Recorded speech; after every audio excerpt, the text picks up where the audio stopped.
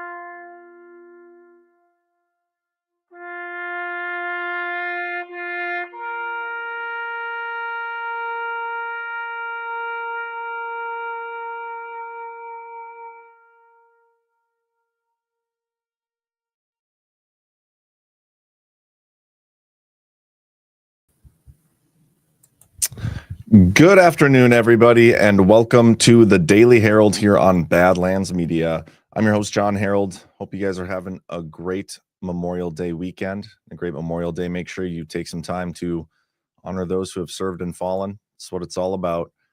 Got a pretty good show, I think, planned out for you guys today. Might be a little on the briefer side, just because it's Memorial Day. Got to go pick up my kids. Just want to put a little bug in your guys' ear, though. Tonight on Baseless Conspiracies, we're going to have Ashton Forbes on. Make sure you guys tune in and catch that. Let's get a quick word from a couple of our sponsors, and then we'll get right to it. First up, we got Rise Attire. By now, you've probably seen the new collab between Rise and Badlands Media, but I'll tell you what you haven't seen yet. The end of Clown World as we know it. But have no fear. Introducing the latest addition to the Badlands INTL lineup, the sequel to the best-selling Sci War series. We've been conditioned by these clowns to accept their circus. But it's time to unwind that and strike them out the history books. The future belongs to the real, and we've got it in droves. Go to badlandsmedia.tv/rise for the full line of premium and direct-to-garment streetwear. Made to order right here in the good old US of A, the heart of the resistance. The fall of Clown World is upon us, patriots. Let's make it official. By now, you've probably seen the new collab. I keep forgetting I got to turn off that loop button. Yeah, so Rise Attire guys are having a Memorial Day weekend sale. You can get 17% off your favorite Badlands merch. Use code HONOR at badlandsmedia.tv/rise. Support Rise Attire, an American company, and support Badlands Media in the process. And you can get some awesome gear you can rep around. And then we also got a little River Bitcoin, and I'll have a story on some cryptocurrency stuff a little bit later. So pay attention, guys. Did you know that Bitcoin is now a top 5 global asset? Now's the time to buy River, and River's here to help. Prepare to maximize your Bitcoin returns without the emotion. Introducing River AI, a Bitcoin advisor at your fingertips. Stop trying to time the market. Do it with confidence. At River, you get 0-fee recurring buys, 3.8% Bitcoin interest on cash, US-based support, business accounts, and so much more. Don't forget about Bitcoin interest on cash, which can accelerate your business growth too. Businesses can now earn 3.8% interest on cash paid in Bitcoin. That's more money to fuel your next big move. Get started at badlandsmedia.tv/river. Move your cash to River today and start earning a real interest rate with Bitcoin. The future is now. That's badlandsmedia.tv/river. Like I said, I'll have a story on that. Howdy to all you YouTubers. Got the chat pulled up on the screen. Unfortunately, can't do that with Rumble. But now that we're monetized over on YouTube, we got to take full advantage. So Rumble's where it's at. I encourage everybody to watch on Rumble. But if you don't mind, you mean going and watching at least one commercial on YouTube that helps the bottom line, which is it's kind of crazy that we're actually monetized over there. But let's get to it. First up, no updates to the Doge website. It's been 2 weeks now, so I don't know what's going on. Are they not finding any more waste, fraud, and abuse? I don't get it. This is probably the longest time that's gone between updates since they rolled out the website and started putting the updates on there. So I don't know, guys. We got this message from Trump on Memorial Day. I love when he does this. He's like, here's this awesome Memorial Day message, and then he just totally shits on the left and the liberals and the establishment. These are some of my favorite messages from Trump. Happy Memorial Day to all, including the scum that spent the last 4 years trying to destroy our country through warped, radical left minds who allowed 21 million people to illegally enter our country, many of them being criminals and the mentally insane, through an open border that only an incompetent president would approve, and through judges who are on a mission to keep murderers, drug dealers, rapists, gang members, and released prisoners from all over the world in our country so they can rob, murder, and rape again, all protected by these USA-hating judges who suffer from an ideology that is sick and very dangerous for our country. That was all one long sentence. Hopefully, the United States Supreme Court and other good and compassionate judges throughout the land will save us from the decisions of the monsters who want our country to go to hell. But fear not, we have made great progress over the last 4 months, and America will soon be safe and great again. Again, happy Memorial Day, and God bless America. Yeah, I love these messages. And I always find it funny when Trump is like, hopefully the Supreme Court will save us. Otherwise, we're screwed. That just doesn't make sense. Red Pill 78 wife. I'm her favorite Badlander. Just want to point that out. This is her favorite show, she just said. So, Zach, if you're watching, you can suck it. But also, she said in the chat, the boss has such a way with words. Brings a tear to my eye. So thoughtful and touching. Yeah, I just love it when he does this. I just picture him like sitting at home or like on Air Force One or whatever, whether it's on the toilet or just at his desk. Like he's just relaxing, got his phone up. He's just typing all this stuff out. I think it's so funny.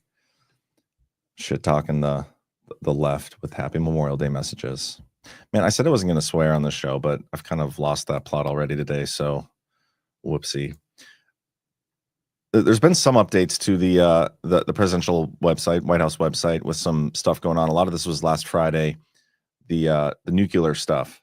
And there's a story from Zero Hedge on this, which I want to read and get into. Couple of things here.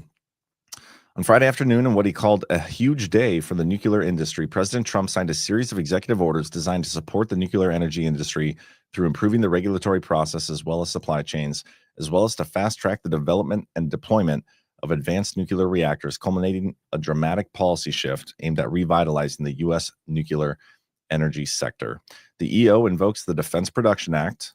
That's a biggie, and we talked about that on Saturday's Power Hour. But if you haven't watched that, which you should, because of all the like we always get good feedback on the DPHs. Like people enjoy the show, but this one like stood out. I got more messages from people about that show, and it had everything to do with our discussion about Quas interview on Sean Ryan and like some simulation theory stuff and what is reality. And it had nothing to do with devolution, but people seem to really enjoy it. So I encourage you to go watch it. But we also talked about the Defense Production Act. This was originally a wartime power, and over the years, it's been used more and more, especially recently. Biden used this thing more than any president, I think, in ever. And a lot of the stuff he did is stuff that Trump is now finally capitalizing on, and it's just really interesting. So I would encourage you to go watch that episode. But yeah, this is a big move, invoking the Defense Production Act to declare a national emergency regarding the U.S. dependence of uranium from China and Russia, specifically enriched uranium, processing capabilities, and other inputs. The order will dramatically ease the regulatory process on new reactors as well as support the build-out of supply chains. Understandably, nuclear and uranium stocks soared. That is understandable. Nuclear energy has been a viable and proven technology since first being pioneered in the 1950s, but a volatile history of shifts in policy as well as public support in the midst of cost and safety challenges has led to inconsistent growth over time. Basically, depending on the political ambitions of whoever's in office and selected to office, has controlled nuclear energy production. Today, increasing momentum in innovation, investment, and policy support has nuclear technology poised to see a significant growth inflection at a time when more and more power demand globally is being driven by the need for reliable, around-the-clock, and clean sources of electricity. Actually, there's a part of here I wanted to read more of. Oh, never mind. I thought this said mining, but it said Miriam. So again, I have a crypto story here in a little bit. Current drivers of the renewed demand for nuclear in the energy complex include increasing power consumption owing to expanding populations, electrification, EVs, data centers, etc. The big one here being data centers and mining stuff. Like the AI push and the nuclear energy push and cryptocurrency push, those all go hand in hand. We're going to see data centers being put right next to nuclear reactors all over the place. There's an ongoing shift toward cleaner power as countries seek lower emission alternatives such as renewables, battery storage, nuclear, and others, and need for more baseload power as renewables like solar, wind, and hydro are intermittent and don't run 24/7 reliably, whereas nuclear power is both emissions free and available as a high capacity factor baseload power generation resource akin to coal and gas. And I do still think it's interesting that a lot of the, traditional oil or coal or whatever, a lot of those traditional countries who make a lot of their money, especially in the Middle East, like Saudi Arabia, make a lot of their money from oil, they are also looking to make this push to nuclear. So it just kind of shows you where the future is. Like they are going to abandon what has made them traditionally one of the wealthiest countries in the world in order to make these advancements into nuclear. That's very interesting. And then I got another couple more things here. Current data shows that there are 61 reactors under construction across 15 different countries, with roughly half located in China. Importantly, 59 of 61 reactors are scheduled to come online between 2025 and 2032, assuming no delays. Furthermore, the 19 reactors in Japan and 4 in India that are suspended that could also be restarted during that time frame. In addition to the 61 reactors currently under construction, there are roughly 85 reactors currently planned across the globe, and another 359 of them proposed. While we do not anticipate all of these planned and proposed reactors to come online, we think this statistic is still noteworthy in highlighting the level of activity in the industry is underscored by 31 countries pledging to triple global nuclear capacity by 2050 at COP29. What are you guys saying in the chat? I just want to make sure you guys weren't talking shit. New technology coming alongside new reactors. This is kind of what I said earlier. As investment in nuclear has started to pick up globally, countries are not only looking at building out large nuclear fleets, but there's also been growing investment allocated to new technologies such as SMRs, which are small modular reactors. Quast talked about this at some GARTs previously, and this is one of the more interesting things to me. Like we've had discussions where you can get like nuclear reactors as small as even a briefcase. Could you imagine just carrying around a briefcase or something as small as a briefcase powering an entire city block or more? Like that is potentially the future. And then in addition to that, the stuff he was talking about beaming energy from space, it's getting really cool. This represents a largely greenfield growth opportunity for the sector, as currently there are only 2 licensed, approved, and operating small modular reactors and 1 test reactor operating across the globe. It seems low, only 2. With SMR technology still years away from deploying at scale, our forecasts for nuclear generation are largely driven by life extensions, restarts, and new traditional reactors coming online that are under construction and planned. I think that's all I got. It's a pretty good Zero Hedge article. I'll post it in the chat here. The Ritz. Hey, John, I got a soap bar ready for that mouth of yours. I'll try to cool it on the swearing. Apologies. But no promises. So yeah, that's pretty interesting, I'd say. And it's definitely the future. Trump has included a lot of the nuclear stuff within the negotiations with some of these countries around the Middle East, Iran. A lot of it has to do with nuclear. So we'll see. We'll see what happens, but it's definitely where things are going. Got a couple of posts from Trump on Harvard, which I think are great. If you, again, watch Saturday's show, we were talking about Harvard and some of the visa stuff and what Harvard's been up to. And while we were talking about it, Donald Trump put out a Truth Social post about Harvard. And I love when coincidences like that happened. I like to think selfishly that he's just watching our shows all the time and giving us those little hat tips. But obviously, I don't believe that's what's actually happening. It's just fun coincidences. But here's a couple more posts. We are still waiting for the foreign student lists from Harvard so that we can determine, after a ridiculous expenditure of billions of dollars, how many radicalized lunatics, troublemakers all should not be let back into our country. Harvard is very slow in the presentation of these documents, and probably for good reason. The best thing Harvard has going for it is that they have shopped around and found the absolute best judge for them, but have no fear, the government will in the end win.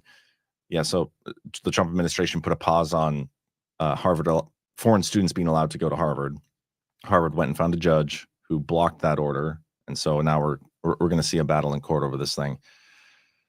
And then we got another one. I'm considering taking $3 billion of grant money away from a very anti-Semitic Harvard and giving it to trade schools all across our land. What a great investment that would be for the USA, and so badly needed. Seize the endowments, guys. Big fan of that talk, and big fan of the American Academy, which Trump put out in his Agenda 47 videos back in November of 2023, I believe. I want to see that, but we haven't heard a peep about it since that video. So I do believe it's coming. I don't know why they haven't talked about it since then. Couple things on the big, beautiful bill that is in the Senate right now. Actually, I don't know if it's there right now. I'm sure they're all on vacation, but that's the next stop is going through the Senate. We have Stephen Miller on Twitter, and I love Stephen Miller. He's so good. But this is what he had to say about it. It is impossible to overstate how exceptional and extraordinary the one big, beautiful bill truly is. It delivers enthusiastically on every major campaign promise in the 2024 landslide electoral mandate. And he lists off a bunch of stuff here. Largest tax cut in reform in history, no tax on tips and overtime, massive tax cut for fixed income seniors, interest on car loans fully tax deductible if a car is American, fast tracks new energy projects and provides protection against future regulation, terminates the Green New Deal, no welfare or government healthcare for illegals, ends waste, fraud, and abuse in government welfare, the largest welfare reform in history. A couple of these things are like, how are these not even things already? Like, how are we giving welfare to illegals in the first place? It's just crazy. Full upfront funding for the entire border wall and water barriers, which I thought they did this with the defense stuff already, but maybe they need to codify it in the bill too. We'll never need to ask Democrats for these funds, denying them leverage on all future annual appropriation bills. Pay raise for ICE and Border Patrol. Full funding for every border and immigration security priority the American people voted for, making it the most significant border and homeland bill in American history. Port security to keep fentanyl out of the U.S. Funds the Golden Dome, a state-of-the-art shield against enemy missile strikes on our soil. Defunds the transgender agenda and attacks on our kids. Cuts $1.6 trillion in net mandatory spending. The most pro-American tax bill ever, including 100% expensing on new American factories to ensure the future is made in the USA. So that's a list of stuff, good stuff. And then we also got another post where he's correcting some other comments about the bill. And I think this is an interesting one as well. I've seen a few claims making the rounds on the big, beautiful bill that require correction. The first is that it doesn't codify the DOGE cuts. A reconciliation bill, which is a budget bill that passes with 50 votes, is limited by Senate rules to mandatory spending only. For example, Medicaid and food stamps. The Senate rules prevent it from cutting discretionary spending. For example, the Department of Education or federal grants. The DOGE cuts are overwhelmingly discretionary, not mandatory. The bill saves more than $1.6 trillion in mandatory spending, including the largest ever welfare reform, which is a remarkable achievement. So, yeah, that's great stuff. But all the DOGE stuff, all the hype around DOGE and Elon Musk and all these things, none of that is being put into the bill. Are we just never going to codify that stuff, and it's just going to come right back if we get a president in office that is deep state, essentially? I've also seen claims the bill increases the deficit. This lies based on a CBO accounting gimmick. Income tax rates from the 2017 tax cut are set to expire in September. They were always planned to be permanent. CBO says maintaining current rates adds to the deficit, but by definition, leaving these income tax rates unchanged cannot add 1 penny to the deficit. The bill's spending cuts reduce the deficit against the current law baseline, which is the only correct baseline to use. Another fantastically false claim is that the bill spends trillions of dollars. This is just completely invented out of whole cloth. This is not a 10-year budget bill. It doesn't fund almost any operations of government, which are funded in the annual budget bills, this is not. In other words, if this bill is passed, In other words, if this bill passed, but the annual budget bill did not, there would be no government funding. So when are we doing the annual budget bill? That I'm cool with. I'm cool with passing this bill if we don't later fund the government. I want the government to shut down. I think it needs to shut down. Under the math that critics are using, if we passed a 1-paragraph reconciliation bill that cut simply $50 billion in food stamp spending, they would say the bill added trillions in spending and debt because they are counting all the projected federal spending that exists entirely outside the scope of this legislation, which is, of course, preposterous. The only funding in this bill is for the president's border and defense priorities while enacting a net spending cut of over $1.6 trillion. The bill has 2 fiscal components, a massive tax cut and a massive spending cut. I do like the sound of that. John, the YouTube chat is unreadable and distracting. Do you want me to take that off the screen?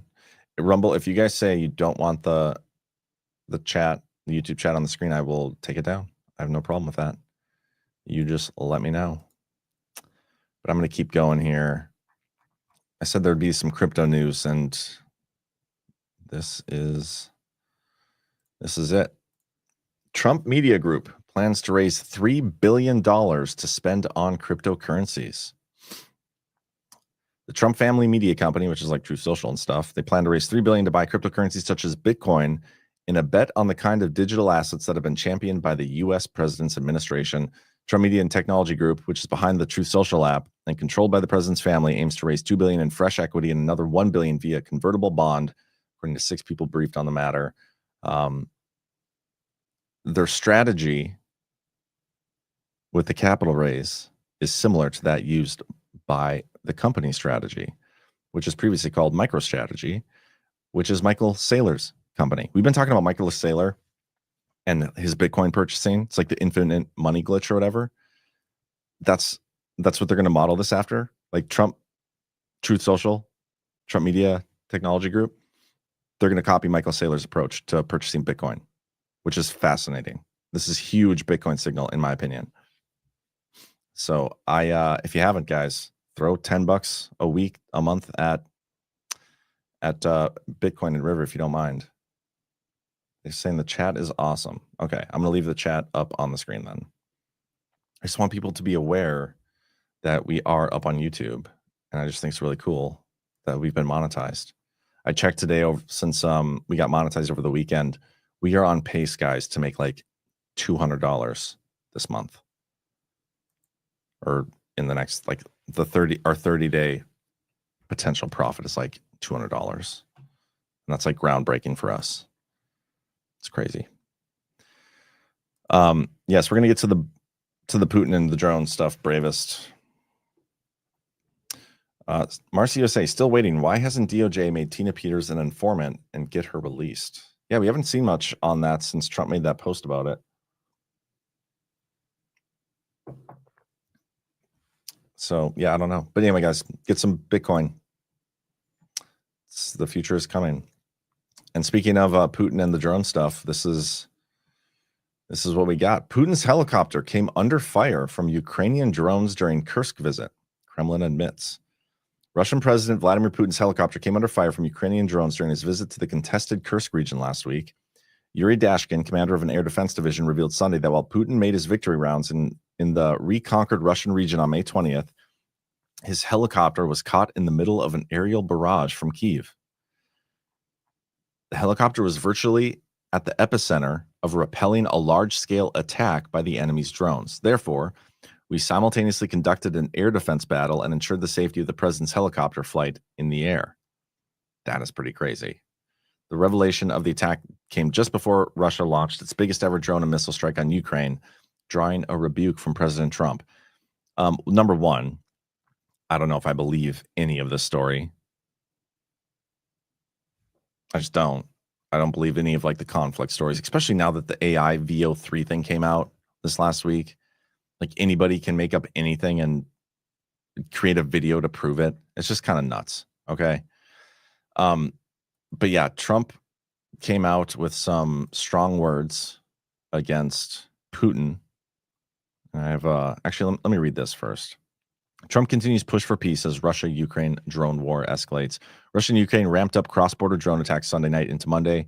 Despite sharp criticism directed at both Vladimir Putin and Volodymyr Zelensky, Trump continues to press for a resolution to the conflict that has dragged on for more than 3 years, frustrated by delays in achieving peace and the unwillingness of both sides to compromise.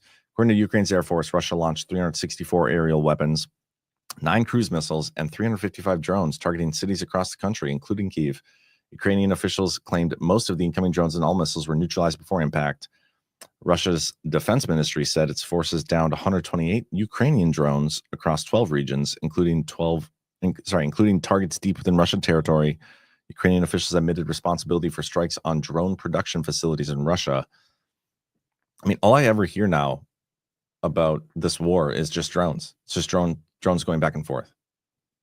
And that is essentially the future of actual conflict. It's not even going to be people. It's just going to be countries sending drones at energy and data centers and Bitcoin mining stations and whatnot. But this is what Trump said on Truth Social. I've always had a very good relationship with Vladimir Putin of Russia, but something has happened to him. He has gone absolutely crazy. He is needlessly killing a lot of people. And I'm not just talking about soldiers. Missiles and drones are being shot into cities in Ukraine for no reason whatsoever. And that's the same thing that Zelensky is doing, shooting them in Russia, we're told. I've always said that he wants all of Ukraine, not just a piece of it, and maybe that's proving to be right. But if he does, it will lead to the downfall of Russia. Likewise, President Zelensky is doing his country no favors by talking the way he does. Everything out of his mouth causes problems. I don't like it, and it better stop. I was going to make a joke about things going into his mouth, but wasn't quick enough. That's what she said. This is a war that would never have started if I were president. This is Zelensky's, Putin's, and Biden's war, not Trump's. I'm only helping to put out the big and ugly fires that have been started through gross incompetence and hatred. You know, the comment here about, I've always said that Putin wants all of Ukraine, not just a piece of it. I don't believe that's true. I mean, to be fair, he would probably take it. It was originally Russian way back in the day anyway. But I don't think he cares for the whole region. Something needs to happen to Ukraine. It can't stay the epicenter of corruption that it is. But it's going to be, like, the lines are going to be drawn exactly where they left, or what he wanted back in the 2022 peace deals. Like Bernie Bright's been talking about that. But yeah, this is just funny to see Trump post stuff like this, because I don't think he actually thinks Putin is crazy. But yeah, this situation is one of the more interesting ones to me. The Middle East stuff, the Israel, Gaza, that's not really up my alley. I've been definitely keeping a lot closer eye on this situation. And I keep thinking of the fact that Trump had said, you know, I'm going to end this conflict before I even get into office. And it hasn't played out that way. And trying to figure out, like, why would that be? Why would he say it unless he thought it could happen? And then what's changed? And I think there's something going on with the global order that they need. Zelensky hasn't, like, worn out the public on this war enough yet. I don't know if it's because of false flags or what it is. But I am curious to see how long it actually takes to get this war sorted out. And then we have this story where Russia dismisses Donald Trump's criticism of crazy Vladimir Putin. Asked about Trump's sharp condemnation of attacks that killed at least a dozen civilians, Kremlin spokesperson Dmitry Peskov said Putin was grateful to the U.S. president for helping organize direct talks with Kyiv, but sought to justify the assaults as necessary for Russia's security. We are at a critical point that has, of course, much to do with absolutely everyone's emotional overload and emotional reactions. And if you're Russia, yeah, if it's true that they tried to take down the president's plane, President Putin's plane, you're going to respond to that. I think back to what Trump said on the campaign trail when it was after the assassination attempt and they were trying to figure out what happened. But there's a mention or a speech where he mentioned Iran and like, if they ever tried to take out a president or anybody like high up in office or whatever, that we would obliterate Iran from the face of the earth. So, I mean, if you're a leader and somebody tries to kill you, you're going to respond. Maybe the whole story is BS. I don't know. Bravest says bromance is still intact. I agree. What days are the Bitcoin conference? I believe they start tomorrow. It's Tuesday, Wednesday, Thursday. I think I know G Money's on his way there right now. G Money's going to be not only speaking on a panel, which is awesome. I know he's going to be hitting up the Rumble booth while it's there. So I don't know. Yeah, Bravest, I do not think Trump actually believes that Putin is crazy. Siesta Randy, if any Badlanders will be in Vegas for Bitcoin 2025 this week, stop by booth 2833 and say hello to the Bitcoin Ben's Crypto Clubs team. Meet Bitcoin Ben. It's crazy. New Case says it's crazy how the left still claims Trump is Vlad's boy. They're each other's boys. They're stablemates.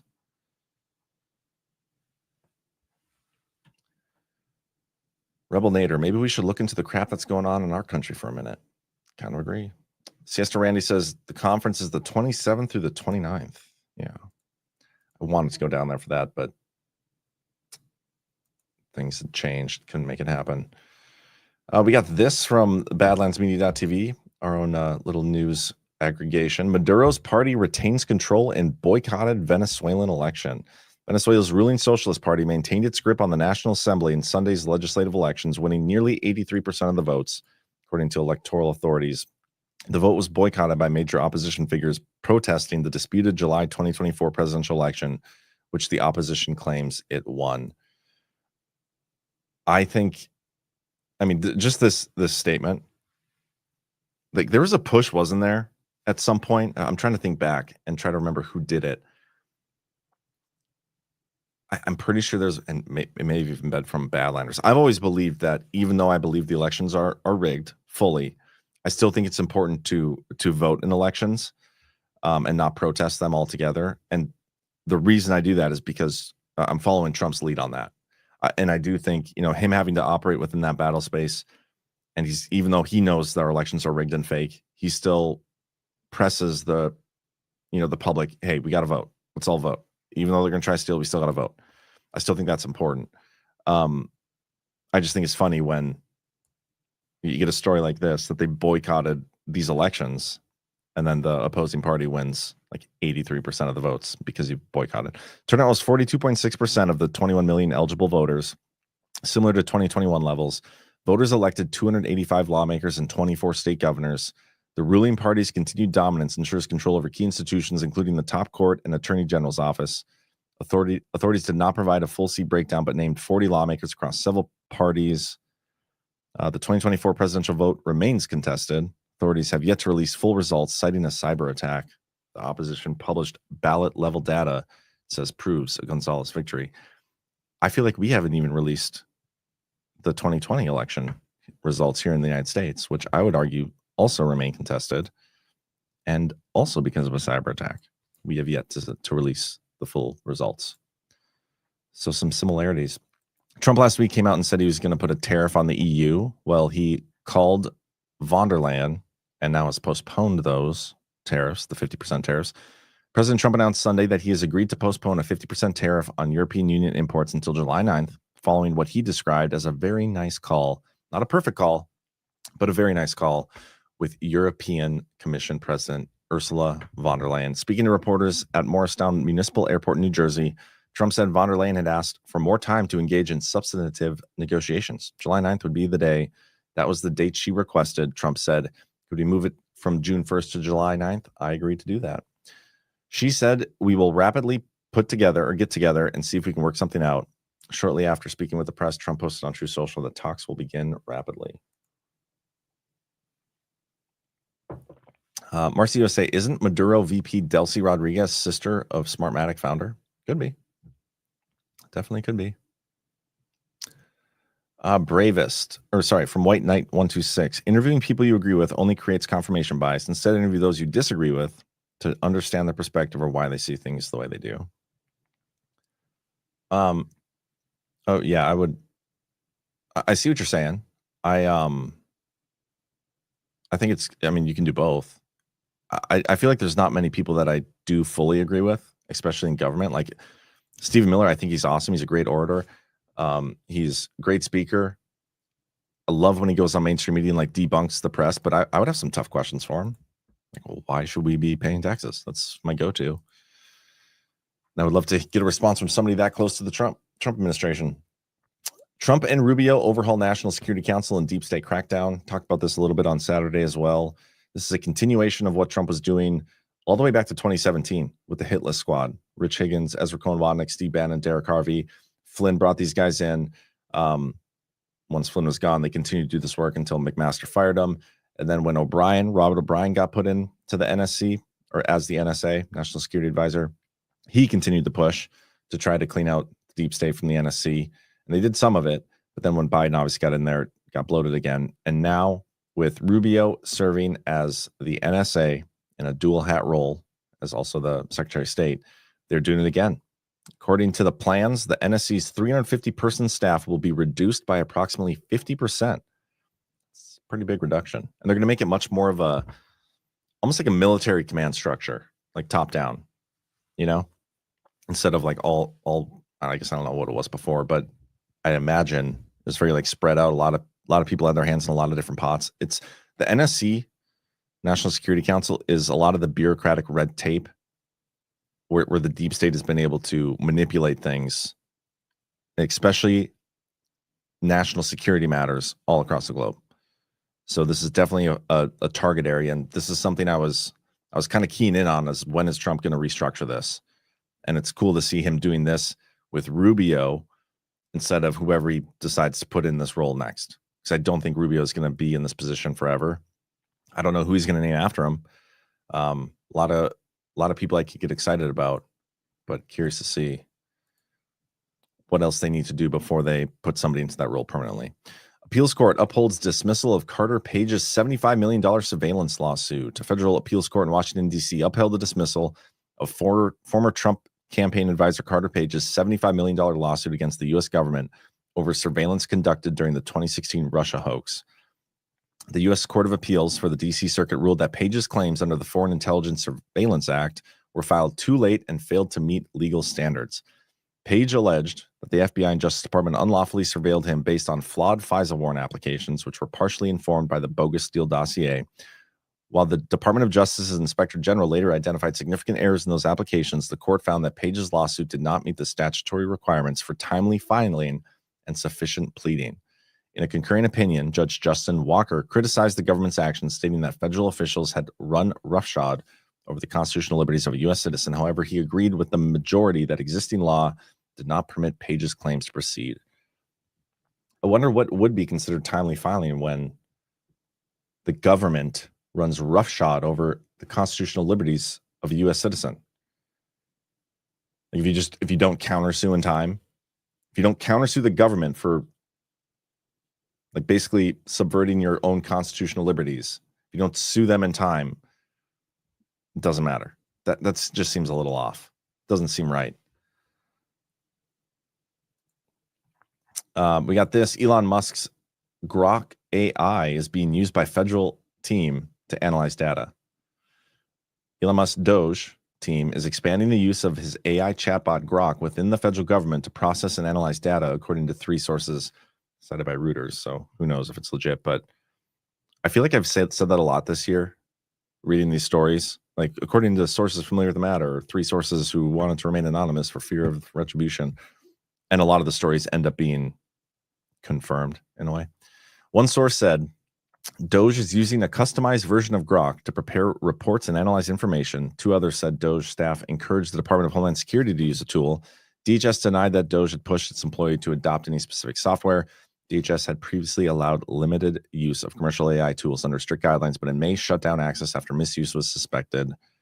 DOGE's push for AI adoption is reportedly led by Kyle Shute, the 19-year-old Edward Kreuzenstein, known online as Big Balls. Two sources also claim DOGE has tried to access DHS emails and train AI to flag disloyalty to President Trump's agenda, though it's unknown whether Grok was involved. The DoD said DOGE unit has not used Grok for surveillance or network monitoring and noted that all government computers are inherently subject to oversight, which is why they use Signal so much. New K's, I wonder if you can use Grok to peruse all posts in Blue Sky looking for dangerous leftoid morons. Well, New K's, I would argue that all of Blue Sky is full of dangerous leftoid morons. Call sign Cujo, man. Haven't seen you in a while. How's it going, man? Stop by to keep John in line. Got to get back to chores. Yeah, it's been a while. Good to see you.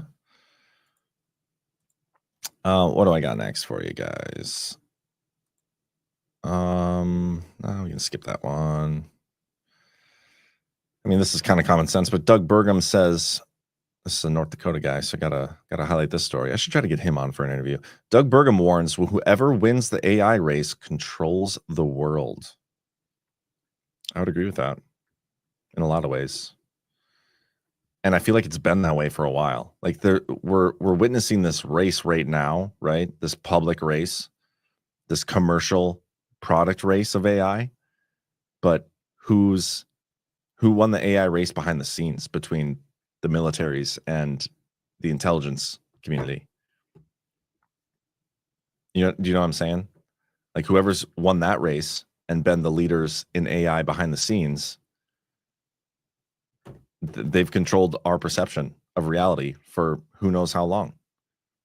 And again, it comes back down to the technology we get commercially from Apple in the App Store and Microsoft or Google when they allow us to get VO3 for $130. This is technology they've had behind the scenes for a long time. How long, I don't know. But it's just funny, this story on its face. It's like whoever wins the AI race controls the world. Well, we don't even know how that race is playing out behind the scenes. Brava says, if the military didn't win, we wouldn't be here. We won or we would not exist. That's a good point. I would agree with that. Brava says decades. Yeah, I don't know, because with AI stuff too, especially when it first starts being developed and how rapidly it's come in just like the last year or two or three. Like, I don't even remember, was ChatGPT a thing when Trump left office? If it was like just in its infancy stages. Imagine how far we've come from 2020, 2021 to where we are now, where you can create videos of anything and make it seem real. Like, that is insane. And again, that's just publicly. So when they start making those developments with unlimited budgets and access to stuff we can't even fathom behind the scenes, how quickly they can generate advancements in this technology, it's scary stuff. Brava says we are at a tipping point. I would agree with that. Wedge Gravy, I played with VO3 yesterday. 5 or 8 second videos is the limit. I want to use them to make movies and shows. Yeah, they will. It's getting there. It is getting there. It's going to change the game. It's going to change so many things. So many things. One of my favorite jokes online right now is congratulations to George Floyd on 5 years sober. Oh, there's a great meme that G Money put out. Let me see if I can find that. Hold for processing.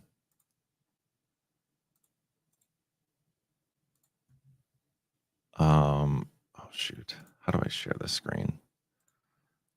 Hold for processing. I got to figure this out.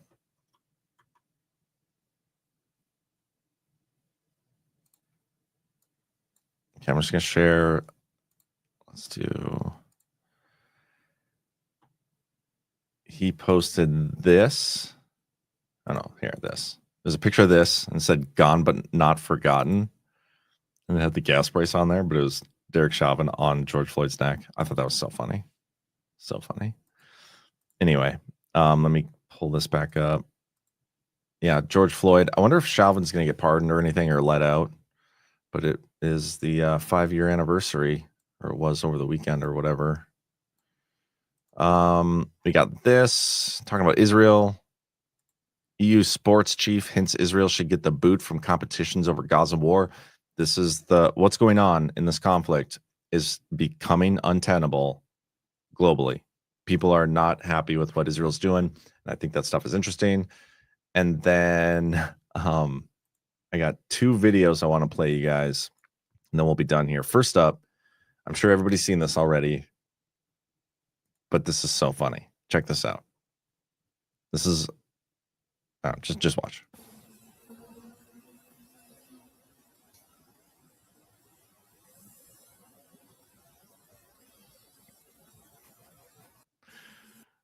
Macron is getting off a plane, and his wife, like, or dad or husband or whatever it is, whatever that thing is, pushes him in the face, and it's so funny. His reaction.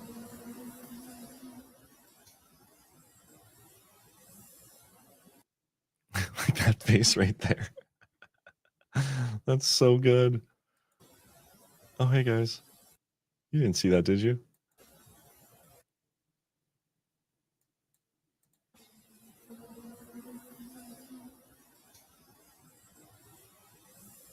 Oh, so good. And then I got this. This is a bonus liberal meltdown of the week. I know it's early. And I'll do another one Friday, but this came out online like 5-10 minutes after I was done with my show. Otherwise, this would have been a great contender for last week. This would have been the video. But I'm going to play this. There is some swearing, but this is a liberal freaking out about the big, beautiful bill. And then after this, I'll get the rants and we'll get out of here. This regime doesn't give a fuck if you die! These sick bastards in the House just passed their big, beautiful fucking bill. And it's full of cuts to Medicare, Medicaid, and SNAP. That means poor people, sick people, disabled people, hungry families. Apparently your survival is too fucking expensive. And Trump, he fucking violated court order again.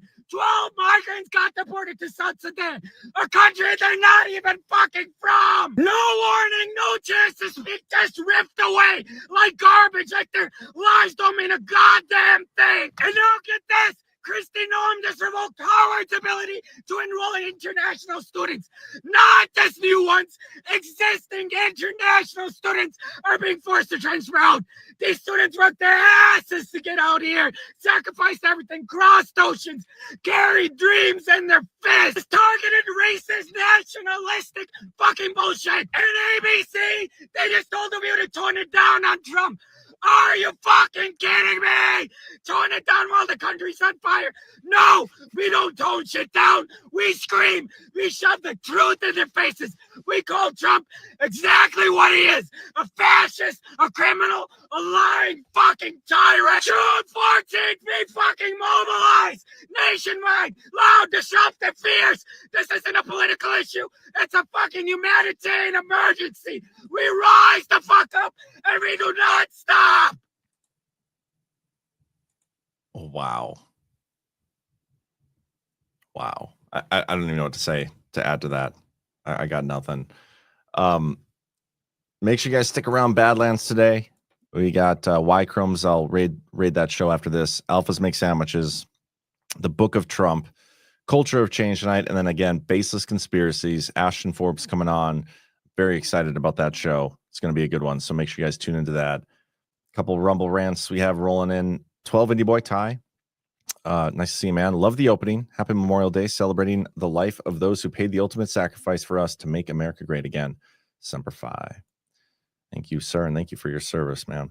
Wedge Gravy, the point in contact was the vehicle dropping through the transport device, never went anywhere, yet 19 hours of static footage was recorded. The travel couldn't be observed, hence it was quantum. Yeah, go check out, we played that clip at the end of our show, or a clip from Contact, and we talked a lot about quantum stuff on the show Saturday, so make sure you guys check that out. Quick reminder, we got Badlands Meetup, Florida, Lakeland, June 28th, 5 to 8 p.m. Gotta RSVP if you want to attend. Vita vitancc@protonmail.com. Make sure you RSVP to Vita. It's going to be a good crowd, I think. I would love to meet you guys in person. But yeah, other than that, that's all I got. You guys have a great rest of your day. I'll see you tonight on Baseless Conspiracies, and I'm going to send you over to Y-Chromes. So have a great rest of your Memorial Day, everybody. Extra, extra, read all about it. 2, 3. Let's get started.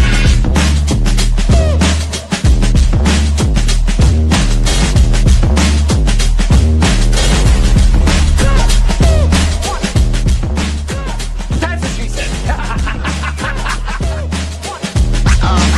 Oh, that's real good. Why they stopping me? Stopping me.